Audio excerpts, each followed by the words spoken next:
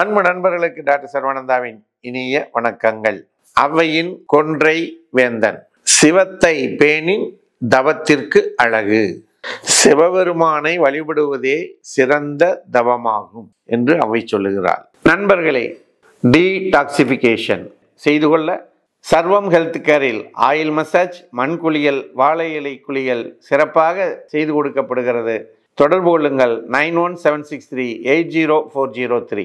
நல்லது நண்பர்களே, அடுத்ததாக நம்ம ஹோமியோபதியில் ரெப்பரேட்டரியில் ஜென்ராலிட்டிஸ் டாப்பிக்கில் பார்க்கக்கூடிய சப்ஜெக்ட்னா ஆட்டம் அக்ரவேஷன். AUTUMN அப்படின்னா என்ன? இலையுதிர் காலம். இலையுதிர் காலம் அப்படிங்கிறது வெப்ப காலம் முடிந்து குளிர்காலம் ஆரம்பிக்கின்ற சூழ்நிலையில் ஏற்படக்கூடிய பருவ காலம். இதில் பகல் நேரம் குறைந்து இரவு நேரம் அதிகரிக்கும், குளிர்ச்சி அதிகரிக்கும். இந்த காலத்துல இலைகள் உதிரும்.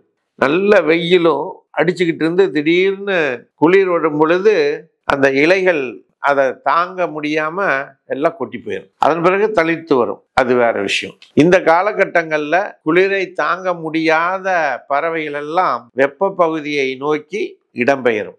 இந்த சூழ்நிலை தான், அதாவது வெப்பத்திலே இருந்த ஒருவர் திடீரென்று குளிர் சூழ்நிலையில பாதிப்புக்கு உள்ளாகும் பொழுது அவர்களுக்குள்ளே இருக்கக்கூடிய உடல் நோய்கள், அதனுடைய வீரியம், அதனுடைய வலி அதிகமாகும். அப்படி அதிகமாக கூடியதை தடுக்கக்கூடிய சக்தி படைத்த மருந்துகள் ஹோமியோபதியிலே இருக்கிறது.